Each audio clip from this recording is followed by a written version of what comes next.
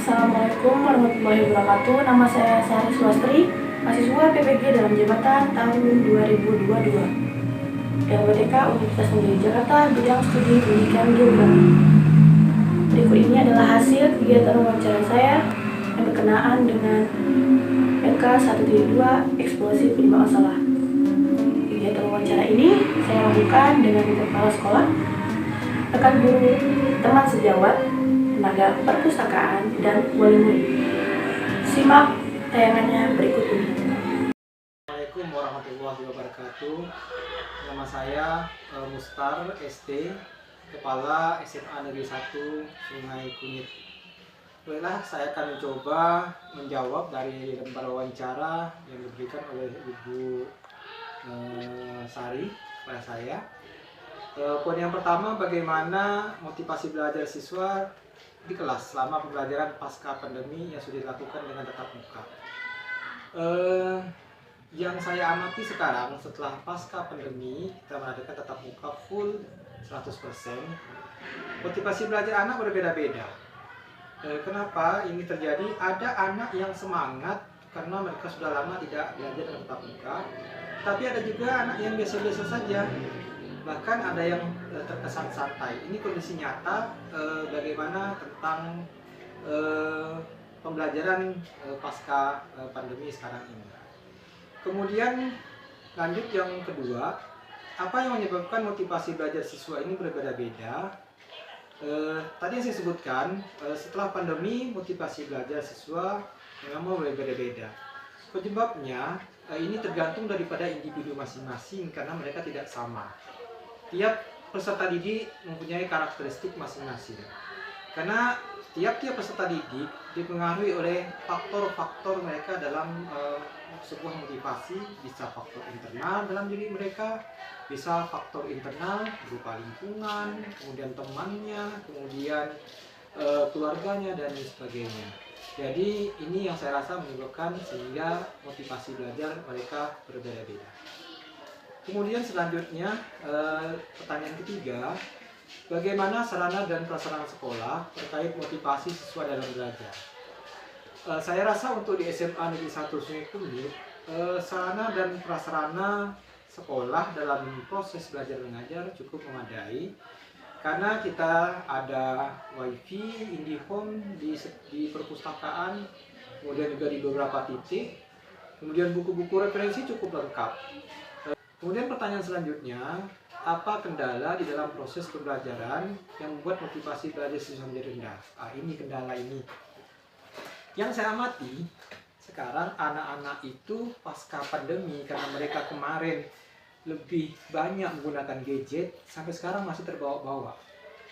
Mereka lebih senang bermain game menggunakan gadget mereka, kemudian lebih senang menggunakan medsos, baik TikTok dan lain sebagainya, sehingga kendala-kendala ini menurunkan motivasi belajar mereka. Karena keasikan dengan dunia-dunia tadi yang saya sebutkan. Selain itu, dengan adanya aktivitas mereka yang saya sebutkan tadi di atas, saya amati juga sekarang minat baca anak-anak untuk literasi itu agak berkurang. Dengan berkurangnya minat baca tersebut, maka motivasi belajar siswa juga akan semakin menurun. Selanjutnya, apa faktor internal yang mempengaruhi motivasi siswa? Tadi saya sudah menyebutkan, jadi motivasi anak itu dipengaruhi oleh dua hal, ada faktor internal, ada faktor eksternal. Sementara faktor internal ini adalah faktor yang ada dalam diri siswa yang bersangkutan. Hal ini bisa kita contohkan, tingkat inteligensi tiap-tiap peserta didik itu berbeda-beda. Ada yang anak lumayan cerdas menangkap pelajaran, ada anak yang harus diulang-ulang berkali-kali baru mereka paham. Kemudian juga ada minat. Tiap-tiap mata pelajaran tertentu siswa mempunyai karakteristik masing-masing.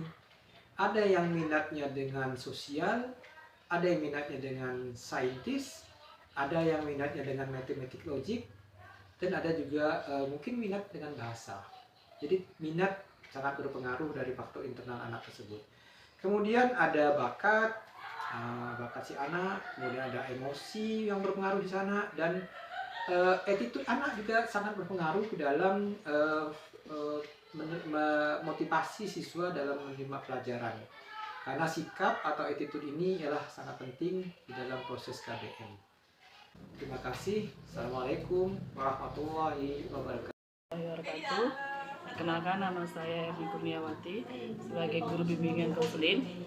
Jadi di sini apa sih yang mempengaruhi motivasi belajar siswa? Ada beberapa hal yang dapat mempengaruhi motivasi belajar dari siswa. Pertama adalah dari faktor internal, faktor eksternal. Jadi faktor internal di sini yaitu dimana ada dalam diri siswa tersebut.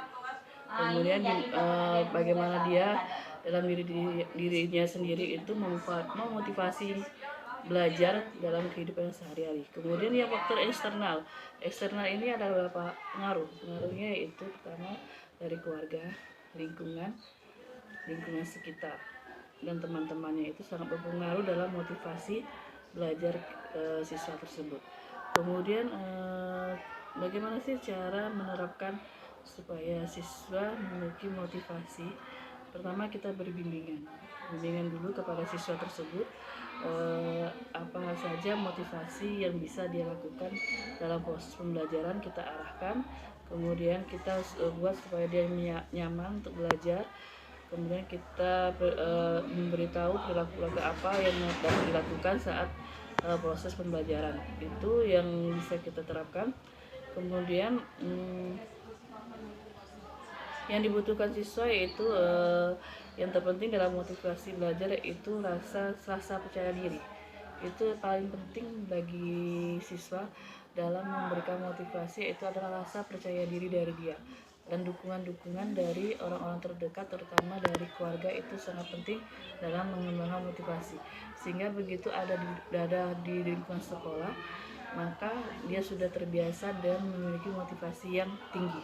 Nah, itu saja yang dapat mempengaruhi motivasi belajar siswa. Demikian, terima kasih. Assalamualaikum warahmatullahi wabarakatuh. Terima kasih kesempatannya untuk Ibu telah meluangkan waktunya. Baiklah, saya akan memberikan pertanyaan tentang wawancara terkait tugas dari PBG Dalgap nomor wawancara. Untuk pertanyaan pertama, Ibu Purwaningsih, bagaimana motivasi belajar siswa di kelas selama pembelajaran pasca pandemi yang sudah dilakukan dengan tatap muka? Ya, setelah mengalami masa pandemi yang kurang lebih 2 tahun, motivasi siswa untuk mengikuti kegiatan pembelajaran agak berkurang. Hal ini dibuktikan dengan masih banyaknya siswa yang sering tidak masuk ke sekolah di awal tatap muka kemarin, dan rendahnya nilai yang diperoleh oleh siswa. Bahkan ada siswa yang pada akhirnya putus sekolah dan mereka memilih untuk bekerja di luar karena selama pandemi kemarin mereka sudah bekerja, sehingga pas ketika tatap muka mereka masih dalam posisi bekerja, sehingga itulah yang membuat motivasi mereka untuk belajar itu agak berkurang. Ibu, untuk pertanyaan selanjutnya, apa yang menyebabkan rendahnya motivasi belajar siswa? Rendahnya motivasi belajar siswa ya salah satunya disebabkan karena mereka kemarin terlalu lama mengikuti pembelajaran dari rumah, sehingga agak sulit untuk guru mengontrolnya. Tugas-tugas yang dikumpulkan terlambat, dan bahkan ada beberapa siswa yang tidak mengerjakan tugas karena mengikuti kegiatan di luar, seperti itu. Nah, selain itu juga selama pandemi kemarin atau bahkan mungkin masih sampai sekarang, penggunaan media sosial itu masih kurang tepat di anak-anak untuk mengisinya. Pengaruh dari video game-nya itu mengubah mindset mereka untuk mengikuti kegiatan pembelajaran seperti yang dilakukan sejak pandemi. Nah, seperti itulah. Untuk pertanyaan selanjutnya, penggunaan model-model pembelajaran kadang tidak memberikan hasil yang baik. Menurut Ibu, mengapa hal tersebut bisa terjadi? Penggunaan model-model pembelajaran belum memberikan hasil yang terbaik. Menurut saya, salah satunya adalah pemahaman guru untuk menerapkan model-model pembelajaran yang kreatif dan inovatif itu masih kurang.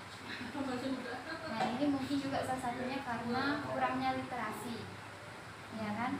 Nah, selain itu juga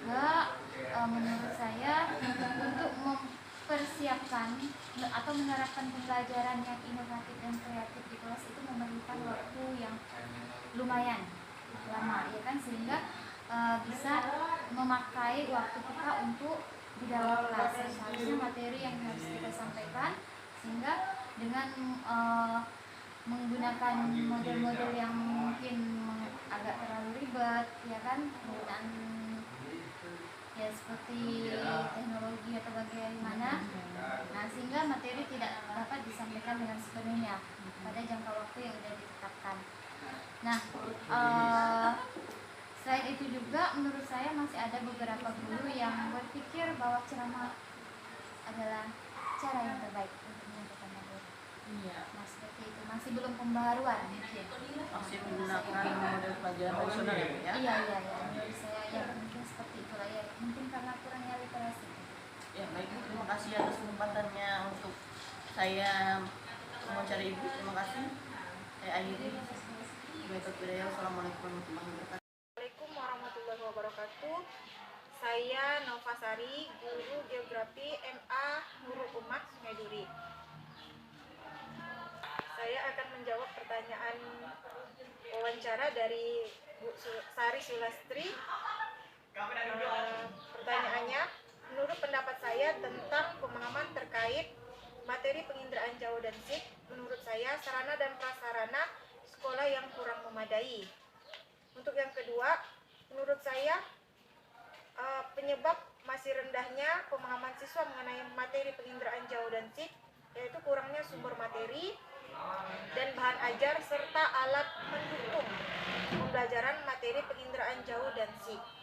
Yang ketiga, mengapa siswa masih lemah dalam menjawab soal-soal HOTS dalam pembelajaran geografi?